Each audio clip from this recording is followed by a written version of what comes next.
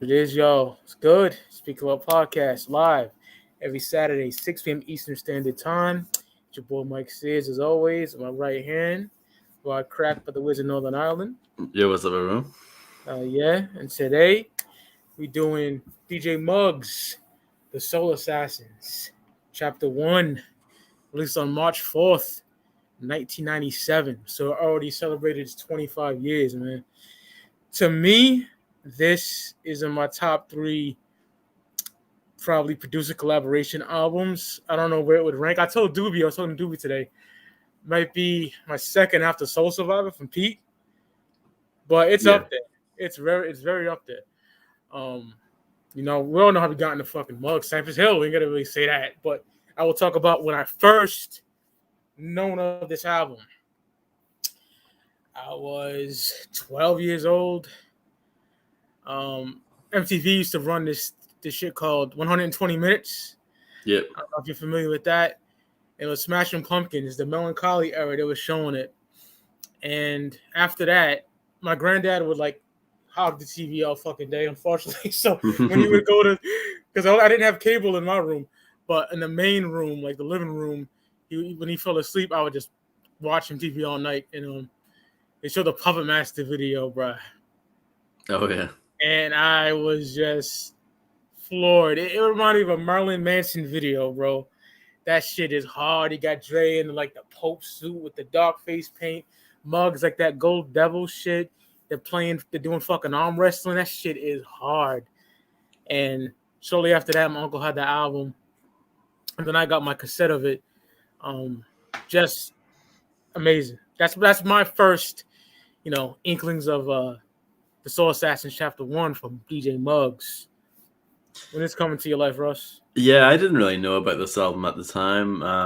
I heard about it much later on because basically I love Cypress Hill, obviously, and at some point I got the sort of bug to seek out more Mug stuff, and of course, there was House of Pain and Funk Dubious and all that, but like when I saw that there was like an actual Muggs album, I was like, whoa. And especially when you see the track list and like he Oh, yeah. managed to get, some pretty incredible names on here. Like it's a really dope list of artists that he managed to work with. And, I like the fact that he was able to get, people from all coasts, basically. He's got West Coast, East Coast, South on there, and yeah, I mean, I think I must have heard Puppet Master first. Like, I must have. Yeah, like that. I remember seeing that video and didn't even realize that it was Mugs, if you know what I mean, because it's messed up. Like even on YouTube to this day, the official upload just says Dr. Dre and Be Real. It doesn't mention Mugs at all, and I think that's messed up because it's a No, Mug song. It's but yeah, yeah, like you said, amazing music video. That's one of those ones where that sticks with you. But yeah, I mean, when I started collecting CDs like 7 years ago, this was actually one of the early albums I got, and it was really cheap and a fun thing that I managed to get. Not only did I get the album, of course, but inside there's a receipt from 1997 inside, which I just think that's really cool. From that's so dope. yeah, from Virgin Megastore. So yeah, that's pretty cool. You told me that a long time ago, but I just remembered it now. So you told me Yeah. now. Yeah, hell yeah, man. Like I remember that shit, just sitting on the floor watching it. And it's crazy that you say that about the titling of the videos all fucked up on YouTube because I posted like a couple of weeks ago. I'm like, yo, this is one of the illest videos ever. And Steve was like, what? It's out? And I was like, yeah, it came out years ago. I was like, oh, I know that, but I never know there was a video for it. So that explains to why he probably never seen it. Yeah, yeah. But yeah, man. Muggs presents the Soul Assassins Chapter 1. Let's get right fucking to it, man. We're just talking about it. So the time has come. Intro. Dope beat for Muggs with all the clips of people saying Soul Assassins. I always love that tag when the woman's saying assassins. He still uses that shit to this day. Yeah. I love that shit. Always did, man. Not much to talk about it, but yeah, it's pretty dope. Yeah, I mean, I agree with you. It's only about a minute long, but it does what, it serves its purpose. He also samples the film Wizards, which is like an animated movie from like the 70s. It's that attention. He loves sampling that movie because Yeah, not only does he use it on here, but he uses it on that song Clash of the Titans, which is on the Cypress Hill 4 album. And I believe the intro to Skull and Bones, he also samples that movie. So I don't know, he must be a big fan of it. But yeah, dope intro. I like the sort of the kind of piano loop at the start. And yeah, it's just a really cool way to kick off the album. oh yeah.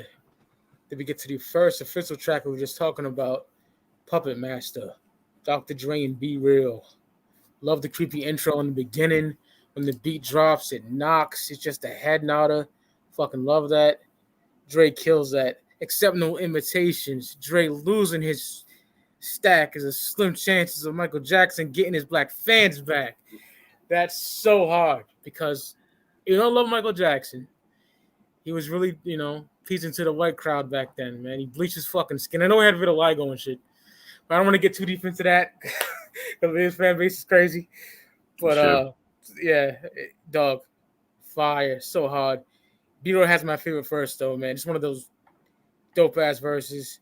Dre in the hill singing real, all you non-believing ass niggas, get your cap peeled. That's so fucking hard. Love that. Love the scratches on here as well. Hands down, one of my favorite videos of all time. We already talked about it. It's like a Marilyn Manson video. That vibe is so ill. It's just a dope ass combination of Dre and Be Real as well. That beat is creepy, Love it. It's amazing. Yeah, a great song. One of my favorites on the album. The only single, well, it's the only big single off the album. There's also a promo single for one of the other songs, but yeah, I mean, great song. I mean, I've said it before, but I think Dr. Dre, just as a rapper, is so underrated. Love his voice, love his delivery, especially Exactly. um, give him like a darker production. I always think he does great over that. And yeah, of course, this song interpolates Isaac Hayes' sample, which was used multiple times before this. Black Steel and the Art of Chaos is probably the most famous example. But yeah, I really like it. Really, just kind of dark, moody kind of take on that sample. And yeah, I mean, it's a really great song. Dr. Dre just sounds great. He sounds possessed over this. I love it.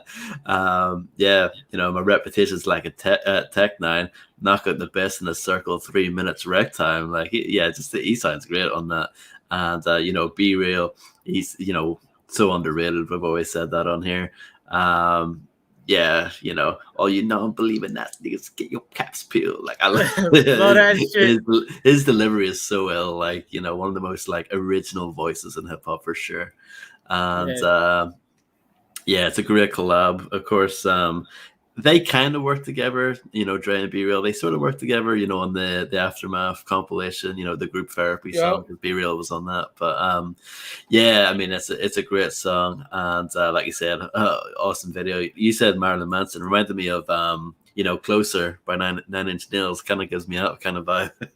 Yeah, in the same vein, Yeah, mentioning very much stuff. so. Like that was kind Yeah, of the style back then. Like those kind of industrial metal, just kind of like crazy videos. Yeah, like the S&M kind of stuff. In the music video they've got like women like painted to look like the devil, like crossing their legs doing crazy stuff, and you got like little people riding on each other and stuff. It's just wild. Yeah, yeah, it's a little great. bit like the puppets and shit. They're like Oh yeah, like the and marionette type shit. yes, yeah, and that sample, like a puppet on a string. I'm pretty sure that's from "Make a Move" on Temples of Boom. Pretty sure that's where it's from. Like a Puppet down the puppet on a street. string. I'll be controlling your ass. Like it's that there. But yeah, great song. One of my favorites on the album for sure. And yeah, it's just a great collab from all three of them working together. Interesting tidbit from the homie motherfucking Doobie Sonics. So there's a vid from Dre playing in '93, playing a beat from the MPC 62 with the same Puppet Master sample. So I'm guessing he gave it to Muggs and said, "I'm gonna use this." If Dre's playing the sample, you feel me? Yeah, maybe. I never knew that shit. That's dope. Yeah, because I was gonna say like it's not really a typical Muggs beat because it's a very like heavily sampled song. It's just not. It's not Muggs' typical style, for sure. It doesn't sound like anything he had done up to that point or anything since. Really, it's just it is definitely different for Muggs. I love the damn, damn, damn. You can just picture a lowrider going up and down with that shit. I love Yeah, hydraulics. I love that shit. and that beat, like that bass line, boom, boom, boom, boom, like it's just so like It's it's hard great. as fuck, bro. That Hmm. shit is nasty, bro. Always loved it, man. Now we get straight to one of my favorite songs on the whole album, Decisions, performed by Goody Mob. One of my favorite Muggs beats ever. The Mob discussing a lot of social issues on here. Big Gip set it off great, but Cujo Goody, one of my favorite verses. One of my favorite lines is "fuck Texaco employees, shouting racial slurs, destroying documents of complaints from black workers." That's hard. He's referring to an actual incident that took place in 1996. Texaco was forced to pay 176 million compensation for racial discrimination against black workers. They were caught on tape using racial slurs, man. Fucked That's up. wild. I Yeah. know. I looked deep into that. And then Timo, man, one of my favorites, dog. That dude was nasty. Um, he had a dope verse too. Talks about struggles of having to do crime just to get by. But my favorite verse is definitely CeeLo's, man. CeeLo Green talks about a dude struggling that becomes a rapper who becomes wealthy, but then he becomes a cokehead, and his record sales decline, and he moves back to the projects broke. And then at the end, CeeLo's laughing at that shit. That shit was hard, man. It's just an excellent song. Decisions to make. That shit's fire. One of my favorite songs of all time, to be exact. That shit is fucking flames. And I'm a big fan of Goody Mob. Soul Food, Still Standing, Hmm. Atlanta Masterpieces. Yeah, I mean, this is a great song. Yeah, like it's an interesting collab as well. Like on paper, it's like Goody Mob and Muggs. You know what I mean? It's Yeah, pretty interesting, but yeah, it really works. Love the really somber production on here from Muggs. Just yeah, really really nice. And then yeah, all of the Goody Mob guys do their thing on here. Like you say, kind of like conscious, but at the same time rugged, gritty. And yeah, it's really, really good song. I love it when they say nothing but them good, eh? I nothing love but the that. good. Hey, that's fire. Yeah, it's a great song, and I agree with you on CeeLo. Like, yeah, his verse is amazing at the end. Knee deep in the struggle, 2 part-time jobs to juggle. Got a lady in his seat that you can't hardly feed. You know what I mean? It's like that's real. That's Yeah, he great storytelling on there from him. But yeah, everyone did their job, and of course, like one thing I noticed when listening to this album, maybe not everyone, but most people on here would later on get like a beat from Muggs. You know what I mean? Because from what I understand, like hip hop's very like if you help me out, I'll help you out later on, sort of yeah. thing. So yeah, I know Muggs did a beat for their second album. What's that called? Still standing. Yep, that's the one. Drawing Yeah, a blank on that. Yeah, I know Muggs did a beat on there. So you'll notice that with some of the other artists, you'll notice that like, around that time they were doing other stuff with Muggs too. So yeah, that's pretty cool. But yeah, this is I agree with you, one of the best songs on the album for sure. And yeah, it's like like I said earlier, kind of like a out there kind of pick. Like it's sort of yeah. it's really cool that they managed to get together and make this song. That's for sure. Fuck yeah, brother. I love that shit. Great tune. Another one that I love, dog. One of my favorites. Third World. RZA and RZA of the Wu-Tang Clan. The intro to the song is real calm. Then the beat comes in and it definitely has like a Wu vibe to it. Like Muggs caters to everybody's style on here. Muggs did his sting on the beat. RZA catches a body lyric on here. There's no escaping. Once my blade starts scraping, niggas flaking. Wanna be MCs is shaking. So fucking hard. I stated this before, but RZA is the greatest lyricist in the world. I always will say that. Visual niggas paint portraits. That shit's just so hard. Then RZA goes in on here as well. Still dust blunt smoking RZA. You know what I'm saying? Mhm. Catching all kind of bodies. You get plugged more than Del Rio. Play short like the Vitos. Split the fuck up like Mike Jack and Tito, nigga. That shit is so hard, bro. Yeah. You get plugged Del Rio. Shout out to my Uncle George, R.I.P. But that nigga had so many pornos. And I remember when I was coming up to be a teenager, Vanessa Del Rio was all over that shit, Puerto Rican bitch. And, Double C mentions her too. and Yes, the on rap. the West Side Slaughterhouse. Yeah, yeah, man. Yeah, RZA just caught a body, split the fuck up like Mike Jack and Tito. I love that. This is Wu Tang Forever era type shit. Like most of this album was recorded in '96, as it came out so early in '97. But yeah, you can tell that's Wu Tang Forever era when Jizz and RZA killed that shit, bro. Fire. Yeah, they really did. It's one of my favorite songs in the album, and this is the song that had a promotional single. Yeah, really, really cool song. Like you said, Mugs definitely like I said, cater to the beat because it definitely has that woo kind of vibe to it. It even reminds me of something like Fourth Chamber, something like that. It's just the kind of like Yeah, the sort of guitarish kind of sound in the background and stuff. Really dope, really kind of moody, atmospheric production on here. And yeah, like you said, both Jizza and RZA killed it. Jizza towards the end when he says, I told him, come back when you're sober, drunk ass punk. I'm on the hunt, motherfucking hunt for Red October. Don't even catch me when I'm blunted. Rhymes start running loops like on an SP 1200. Like, yeah, he it was great on that. And then, like you said, RZA, he went crazy hard on that. Jesus. Yeah, like when he said, I'd be holding this travel grind like a motorist, poisonous gas released from my track. It's odorless and tasteless. And like ghosts, it's faceless. You know what I mean? It's pretty tough. That's just hot. Yeah, and his I've always been a big RZA fan. Just how he spits out with that rapid fire, like rugged flow, like he's one of the best for sure.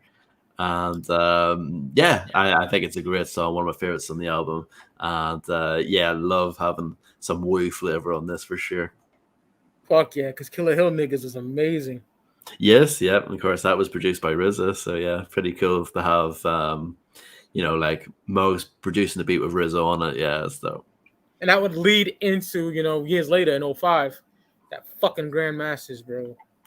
Yeah. I mean, with Jizza, Yeah, yeah, man. they've worked together quite a bit because Jizza actually returns to the second Soul Assassins album that came out in 2000. Yup, the I Brown think, joint. yeah, I think he's one of the few people that come back. I think him and probably Be Real. He must be on that somewhere, surely. But yeah, yeah, there aren't many people for come back to the second one, but I know Jizza's on it, and Muggs also did a beat for him on the third Jizza album, Legend of the Liquid Sword. There's a Muggs beat on that. So yeah, eventually that leads to Grandmasters, which is amazing, which is That's awesome. just Yeah. that's the Genius' second best record in my opinion, man. Straight the fuck up. That After Queen's Liquor Store, Gambit, come on. fucking crack. Fuck yeah, my nigga. Yeah. Oof. Now we get to Battle of 2001, Cypress Hill. Get like a military like intro. I could have done without it because it's half the damn song. My personal opinion. But the beat is crazy though. And Be Real rhyming on some military war type shit. And I love that Black Sabbath shit at the end. You know what I'm saying? Yeah. Incredible. Yeah, I mean, this song picks up from where the previous one left off. So, like, at the end, they're like trying to send like a message to Cyprus. Like, Oh they're yeah, the Wu Tang symbol, right? yeah, the Wu Yeah. Tang symbol. Yeah, so it's kind of cool that there's like a continuation. There's like a sort of thread between the two songs. But I agree with you. I mean, it's a long intro. It's like a minute and a half, and like there's an outro as well. It's like there's not much actual lyrics on here. Like, yeah, it's just one Be Real verse over a very dope beat, but it's just too short. Yeah, too much. It's more of like, don't know how to describe this, but it's more like a scene from a movie rather than a song. You know what I mean? That's a great way of putting it, bro. Yeah, it's dope, but I wish the maybe two verses from Be Real would have been really good. Yeah. Yeah, and even though it's credited Cypress Hill, it is just Be Real. But yeah, it's a dope song, but could have been better if there was a bit more to it. I agree with that one for sure. My least favorite song on the whole shit. Oh, okay, interesting. Yeah. It's not whack. It's just like all that fucking intro shit could have been trimmed down, and like you said, a second verse and Be Real would have been fucking perfect. Yeah, it hurts the replay value of it for sure. Yeah. Then we get back in the Wu bag on Devil in a Blue Dress. A lot of Dark Man. Such a dark and grimy beat from Muggs. A lot of Dark Man is Jesus Christ, one of my favorite World affiliates of all time. Literally, dude just annihilated shit. He was so fucking young as well around this time. Hosted, all you chicken niggas get roasted at Read Manuscript in 97 whips. Hell's toasted. Bro, definitely one of my favorite joints on the album. Like Ross was saying earlier, a lot of these MCs got mugs for their albums, and High City Century got mugs on that bitch. Yeah, the title track. Title track, man, which is what my fucking dog, Killer Sin. That storytelling is incredible. Bank robbery type shit. And I swear to God, High City Century was like fucking a Pokemon ball, nigga. It took forever for me to get that shit.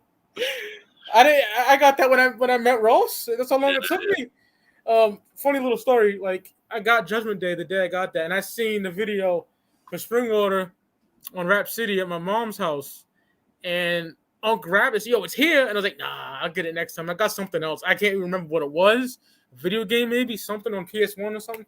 And then I remember I could never find it after that. I went to fucking Dartmouth, Swansea, Boston. I could never find that until around a couple years ago I found it. So yeah, and that's a great album. Probably doing that next year. Yeah. So yeah. Sorry to fucking do a rant, but yeah. No, that's all right. Yeah, I mean, this is one of my favorite tracks on the album for sure. Love the production on here. Just classic, moody, gritty Mo's production, and I think Lado Dartman just sounds great on this song. You know, when he opens it up when he says, you know, approach my slang and end up in critical condition. When I let my shell, I ain't missing. Technician, you get stabbed back in the position. Oh my God. Crazy hard. And this would have been most people's introduction to him, you know, and what a way to kick things off for him. Like, this is a really great song. One of my favorites on the album, like I said earlier. And yeah, just, you know, classic Mo's production on here. Just super dope. Fuck yeah, man. Amazing song right there. And now, man, this is fire.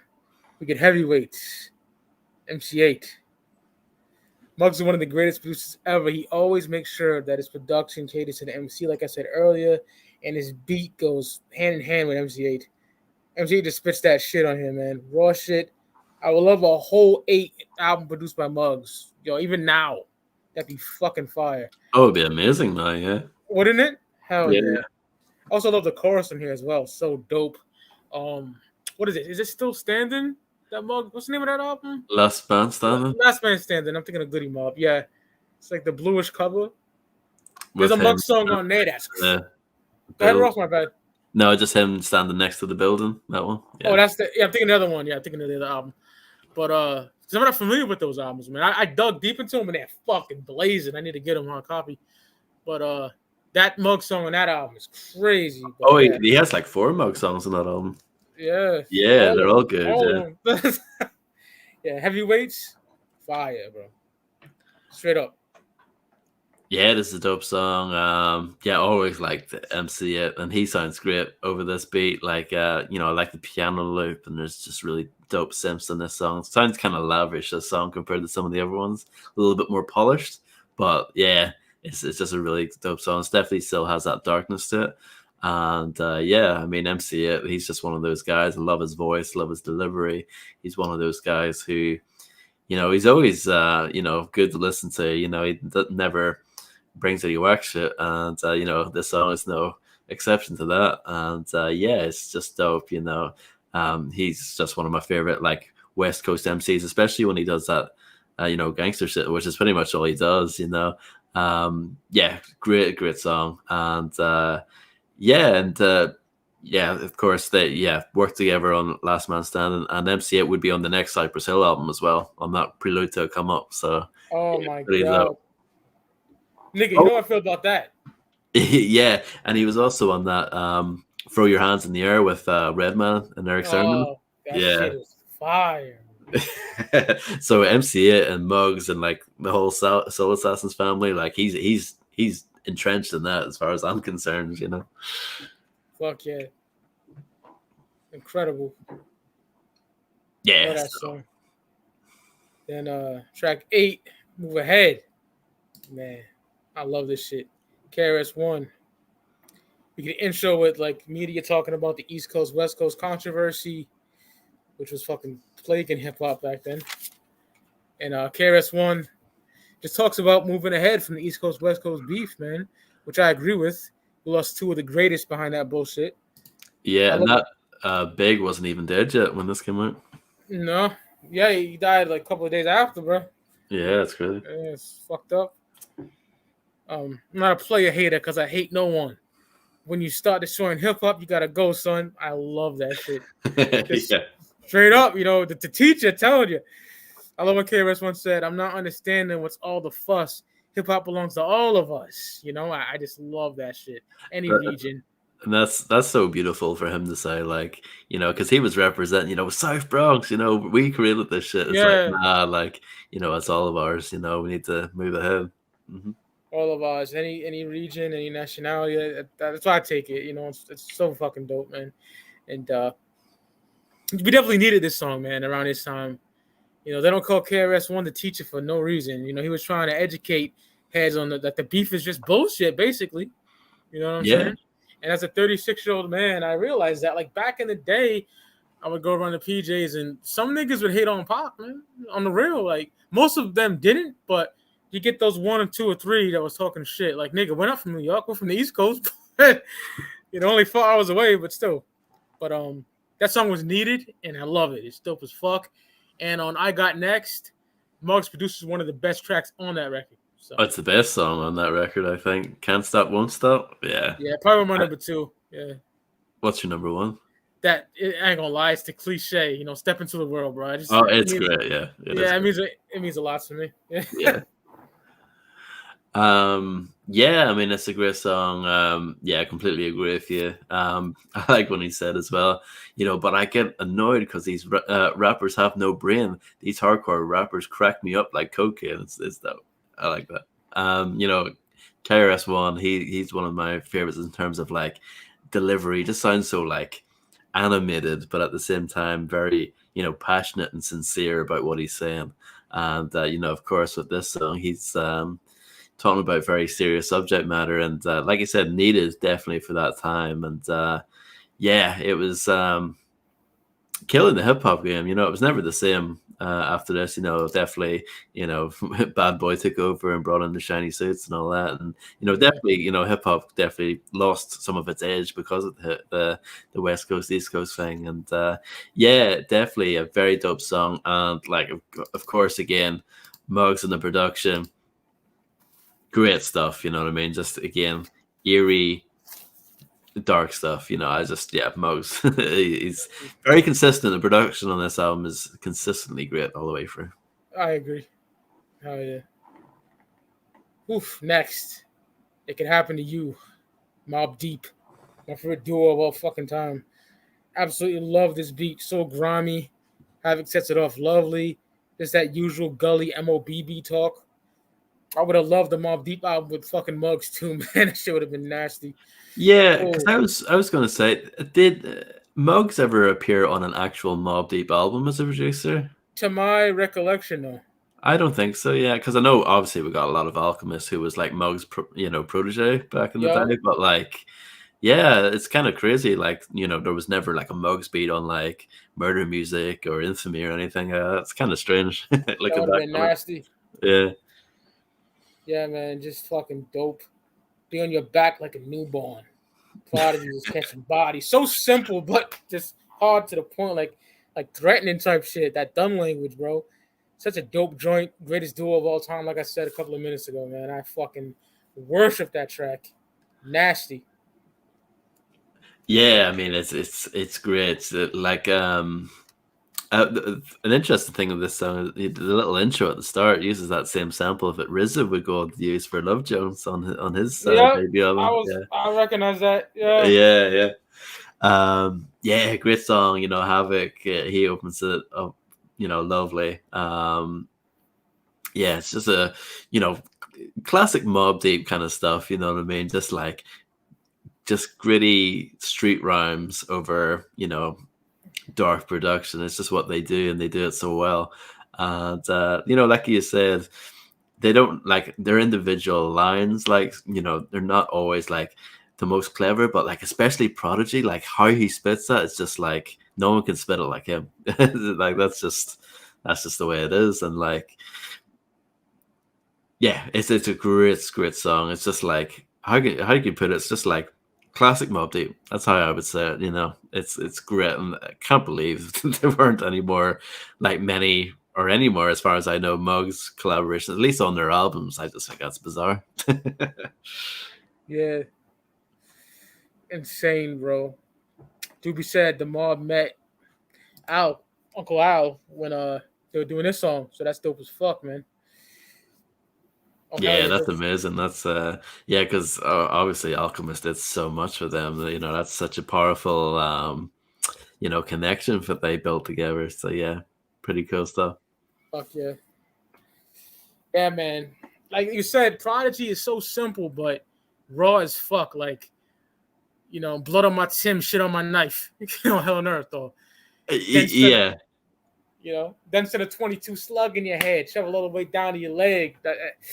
He's in my top 5, bro. I love P, always have. yeah. I mean, on this song, he's like Hennessy raps fully loaded with guts. Now, how you like that? Time lapse, you lose. Should have been strapped. Like that's so good. Fire. Yeah. Oh man. Then we get dope sequence in this album too, man. Then we get Life is Tragic, Infamous Mob, Mob Deep Affiliates. That beat is so dope. Kanye sets it off dope, just spitting that grimy shit. Godfather Part 3, one of my favorites. He's dope as hell. My second favorite member, he does his thing too. My ultimate favorite member is Big Twins, man. I love Twins. My favorite member, one of my all-time favorite voices in hip-hop history. He just lost his brother Scarface a terrible way. Yeah, back then, during the recording of Hell on Earth, he got in a violent car crash and he almost got decapitated, his head, man. It's terrible. I found it out in the Prodigy book, My Infamous Life. They were twins, and there's pictures of them that they look just alike. And twins, big twins, or twins Gambino, whatever you want to call them, my favorite member, man. At this time, it's supposed to be an Infamous Mob album entirely produced by DJ Muggs, man. And it never happened. That would have been incredible. I learned it from Steve, man, World 1.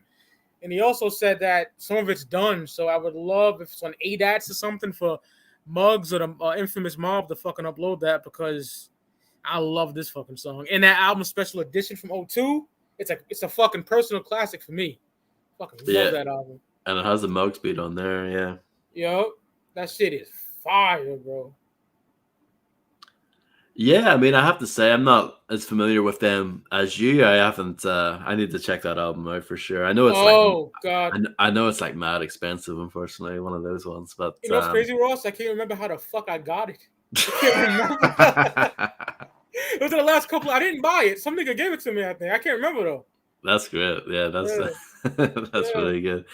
Yeah, I mean, I agree with you. Like, yeah, the beat alone is really good on this song. It's kind of like a little bit more mellow, but it's still dope. I just love the kind of strings on there, and the drums on this beat are so good. And yeah, I mean, all of those guys, again, obviously Mobb Deep affiliates, and they do those same kind of raps, just that kind of street gully hip hop, and it just fits so well over that production. And yeah, it's really good. I would personally actually switch this song and the Mobb Deep song, so that you would have like Infamous Mob as like kind of like the opening act, and then you would have Mobb Deep as kind of like the main event. But that's just my opinion. But yeah, no, it's a really good way of putting it. Yeah. No, it's just but obviously nothing wrong with how they did it. And yeah, no, it's a really cool song. I've got nothing really much more to say about it than that.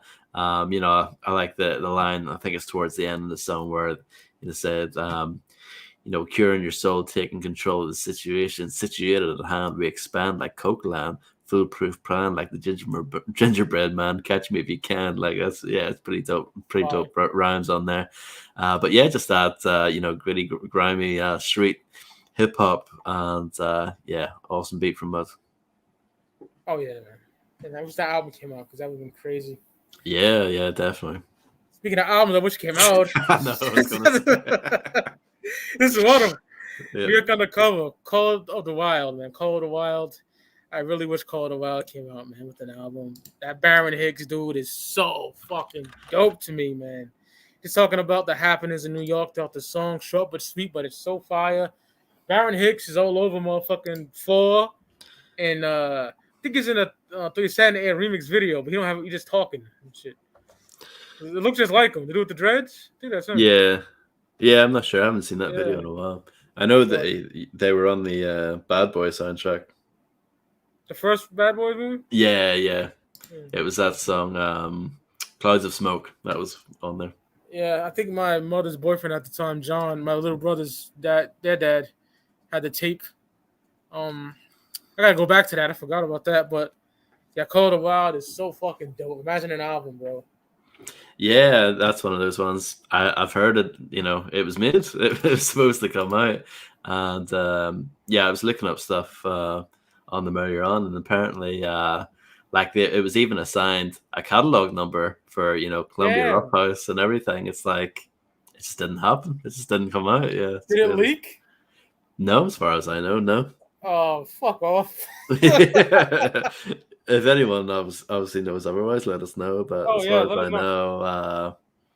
know, no, apparently it just got shelved and it never saw the light of day. And like you said, such a shame. Baron Rex in particular is so dope. He is. And this is just me speculating. This is not fact, but I wonder if him being all over the Cypress Hill 4 album, was that like to make up to him? Was that like, oh shit, sorry to hear your album got shelved. Do you want to be all over our album? I don't know. That's just me speculating, but that would be like a nice way of like, at least giving him a bit of a push on the way out. Yeah, I can picture them doing that because they seem like real nice guys, Muggs and Sin in them, Yeah, and yeah, because on that album, the Cypress Hill 4 album, it feels like he's like a new member because he's on it a lot. He's on it just as much as Send Dog, if not more. So yeah, New York Undercover is a great song. Really like it. It's one of the shorter songs, if not the shortest song on the album, apart from the intro, obviously. But yeah, I really like it. I think it's got a lot of energy to this song. Definitely more energy on this song compared to a lot of the others. Like I would say overall, this is quite a how would you put it? It's not laid back, but it's definitely like brooding, like in the background kind of beats. But this one is a little bit more up tempo. And yeah, it's a really dope song. And yeah, like you said, really a shame that the album never came out because clearly, like these guys rapping over Muggs beats, like how could you go wrong with that? But yeah, like again, just that sort of street gully shit, you know what I mean? Yeah, it's great. It's good stuff. Yeah, shame. It is a big shame because I love that dude. Blast like Frank Castle, motherfucker. Oh, I love that. Yeah, Tequila Sunrise. Yeah. Oh, it's so fucking good. We're doing 4 next year, bro, because that album slept the fuck on, bro. Yeah, we'll have to do that and Black Sunday. Make a hell yeah. With certain artists, we have to do both. Yeah, and we'll do like a week after, so you get a double dose, motherfucker. You like that one? Yeah. Fuck yeah. It'd be something different to do 2 weeks of the same artist. That'd be fire as hell. Yeah. All right, the closer, John 3:16, Wyclef Jean. Very calm and smooth beat, and it fits well with Wyclef. Wyclef talking about life's ills, drug dealers, chicken heads, shit like that. Not one of my ultimate favorites, but I love 96, 97 Wyclef. I think the score is one of the greatest records ever recorded. I worship it. It means a lot to me. I think The Carnival is the only good Wyclef album. After that, he lost me. I fucking hate him after that, I'll be honest. He's annoying as fuck. I hate Pros too. I love Lauren. Lauren still got it. Yo, Lauren's on that King's Disease too, and she bodies it. But yeah, man. Not the greatest song, but it's dope. I like the chorus and shit. Yeah, it's dope. Yeah, I mean, I think it's a dope way to end things off, though I actually have an extra song. Oh, really? Yeah. I'll talk about that in a moment. But yeah, John 3:16, I like this song lyrically a lot, and I think it serves its purpose like as an album closer really well. Definitely something a little bit different. But sonically, it's not my favorite, if that makes sense. Just to the ear. No disrespect to Wyclef or Muggs, but it's just not one of my favorites just from a listening point of view. But like lyrically, totally on point. Really like the kind of conscious kind of lyrics from Wyclef on here. And yeah, it's a good song. Definitely a really cool way to end off the album. I like it when albums end off in sort of like a something that, you know, to get you thinking about, you know what I mean? Food for thought. And yeah, this song definitely does that. And yeah, it's cool, you know, good some good storytelling on there. And yeah, I like it. And of course, Wyclef and had previously worked with Cypress on that Fuji's remix of Boom Betty Bye Bye, which Oh yeah, was fire. Yep. both on Rough House. Yeah, yep, Label Mitts, that's right. So yeah, that's where the album ends off for most people. But there is one extra song in Europe, I "Running hate that. Wild." Yeah, I know. Yeah, there's an extra song called "Running Wild," and it's credited to just Soul Assassin's music, but it's Baron Ricks. It's basically a Baron Ricks song. Oh man, yo, Ross, send me that shit when time permits, bro. Yeah, I will. Yeah. Yeah, it's a dope song. It's like really you know, John 3:16 is like kind of like a slower, kind of downer of a song. Running Wild is definitely picks up the beat again, like the tempo again. And I think his delivery on that song, rapping wise, reminds me of Raekwon on that song. Oh shit. Yeah. You'll see what I mean when you listen to it. But yeah, it's a dope song. Definitely like a different way to end off the album. So if you've got the European one, you end off with a bit of a banger, a bit of a hardcore song. Oh. If you have the US version, you're sort of got like a somber kind of food for thought kind of song. Dope either way. But yeah, I really like Running Wild. I think it's a dope way to end off the album. Fuck yeah, man! I gotta hear that shit. Yeah, we'll even we can listen to it together afterwards if you want. Oh hell yeah! And guess what, Ross? I found it, so you don't have to send it to me. Oh, fantastic! Yeah. Yeah, man. So there you go. DJ Muggs presents the Soul Assassin Chapter 1, released in 1997. Already celebrated its 25th anniversary. Like we do every episode, we give it the classic Sauce Magazine mic rating and our top 3 songs. For me, this is 4 mics, straight up. Maybe I'm fighting with 4.5. I'll give it 4. I'll stick with my gut. Top 3 songs for me on this album is Decisions, hands down. Just the storytelling on that from CeeLo and Cujo, one of my favorite verses on there for sure. Then when it gets hard with the last 2, Puppet Master, you gotta go with that. That when I seen that as a kid, I was fucking blown away. And then the last one, I want to give it to RZA and GZA, but that Mobb Deep joint is just fucking crazy. You know what I'm saying? Yeah. It's hard for me, man. Very hard for me. But gun to my fucking head, I'll go with Third World. There you go. And one of my favorite collaboration albums of all time. What stopped from getting 5 mics for me, I guess, is the Wyclef joint and the fucking Over to Cypress Hill song was a bit more structured, better. Maybe 4.5. I don't know. I don't want to. Yeah, I guess. I guess. Yeah. No, I mean, I'll give it a 4 as well. I mean, I think it's great. You know what I mean? There isn't a lot I would necessarily change with it. One thing I will say is like, I think these are great beats from Muggs, but they're not like his ultimate best. You know what I mean? Like, if you compare this, say, to what he did previously, which was Temples of Boom, I think Temples of Boom's way better production wise. That's his best. Yeah, that I was gonna say it's kind of maybe that's a little bit unfair, but like, yeah, no, it's still really good. Don't get me wrong, but it's not like his ultimate best work. You know what I mean? That would kind of, if it was, it would get a higher score from me. But yeah, no, it's still really, really good. You know, all the production here is really good. Maybe another thing maybe is that the production is a little bit like similar from song to song.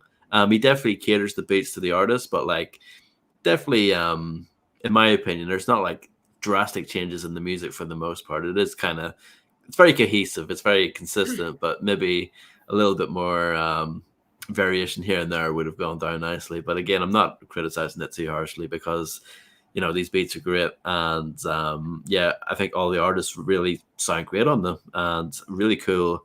You know, collaboration, really cool list of MCs and artists that he was able to get on here.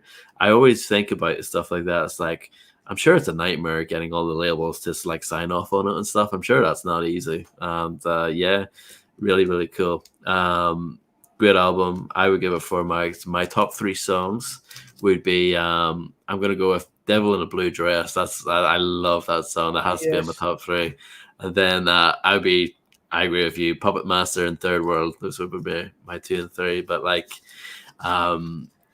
the album overall like doesn't really have any poor songs. Maybe just like that Cypress song could be reworked a little bit, but like there's nothing on here that I dislike at all. I think it's a really, really dope, consistent album. It's really, really good. So if you guys haven't heard it for whatever reason, definitely check it out. And it's cheap. This album it's not one of those ones that's going to cost you an arm and a leg. It's really cheap. So shout out to my brothers Ralph Fiera and Ian Wiley. They do something called Fan of the Week on their podcast. This is fan of the motherfucking, a whole shit. The biggest fan to me. And fuck a fan. I call my niggas supporters. He's my fucking homeboy. Doobie Sonics. Shout out to you, brother. Every fucking week, he's fucking putting the shit in his Instagram stories. He posts a CD, says he can't wait for the episode. Thank you very much. Yeah. So Doobie's my motherfucking brother. He's a fucking good friend of mine. Fuck a fucking fan. That's my fucking dog. Yeah. That's my nigga right there. For real, yeah. Yeah, I love all y'all, but shout out to Doobie, man. He's a real one. I want to say that. And then someone asked us about the Griselda and Funk Flex drama. You hear about that? No, I haven't. No. Oh, man. Conway went off on his fucking stories. The nigga, he was like, this old-ass nigga Funk Flex, he been hating on me since day one, which is true. Because Benny and Conway went there and scored shit around 2017. I remember that, yeah. Yeah, I probably got the date wrong. I want to say I'm almost right. 2018 it could have been. But they killed it to Triumph, and the nigga didn't even do nothing. He was like, you don't play our music. You don't get, you want to diss us, throw little shots at us. And then Funk Flex responded with, oh, you're signed to Jay-Z, which he's not. That's Weston Benny with management, Rock Nation management. And you're 40 years old. Flex acting like he fucking young, right? Fuck out of here. And this talking match shit. Then Pete Rock stepped in, defended Griselda. Then the nigga Flex talks about Pete Rock, said, no, you didn't write your own rhymes. And Pooba wrote your shit. Like, but Pete Rock never came out as an MC like that. He's a producer / MC. Like, Flex is so disrespectful. Fuck that dude.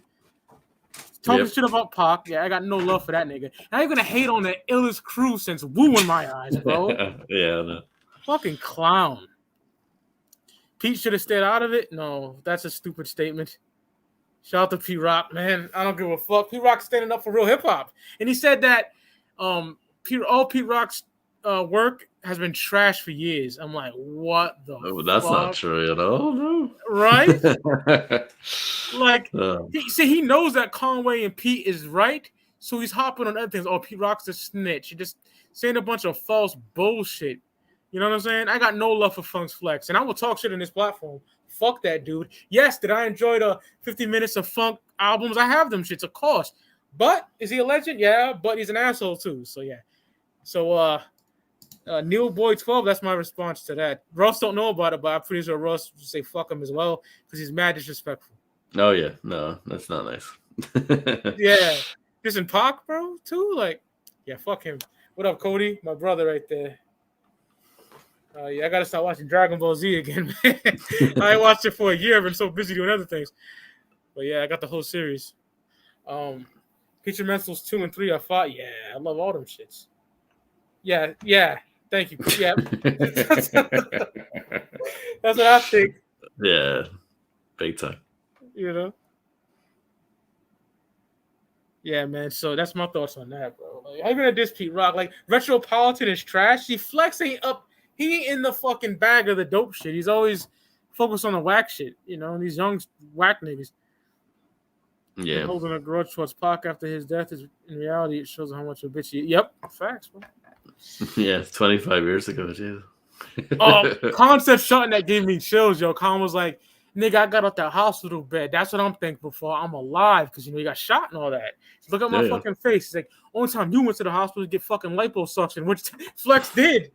He got like operation on that, but that was fucking fire. So shout out to Conway, man, flaming that nigga. They don't need no radio. They don't, but they do got radio hits that would sound fire, man. You know. But yeah, man. There you have it. We're in 50 minutes. We're gonna end it here. Yeah, I mean, I don't mind. Like, yeah, no, it's definitely fun talking about this album for sure.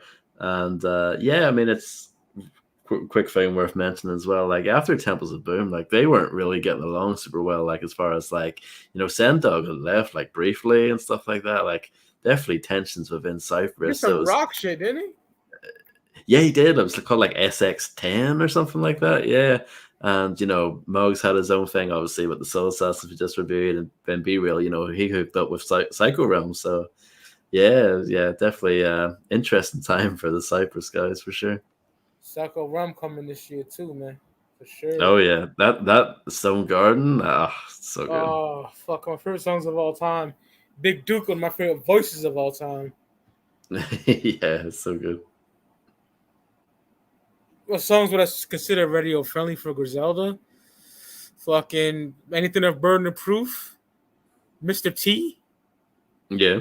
Conway with it didn't officially come out, but he flipped the Biggie and Total record and made a fucking banger out of that. You can play that. There's more too, but we're about to get off this bitch. So yeah. R.I.P. Bobby. Yeah. Dog, that take his teeth out with these pliers. Conway with the fucking kid. Me and Uncle talk about it. Weston Conway's back and forth is so underrated. They body shit like that. Yeah. But yeah, we off this bitch, y'all, man. Muggs presents Soul Assassins, 1997, 25-year anniversary just passed a couple months ago. So yeah, see y'all niggas on the flip side. Have a good one. Peace.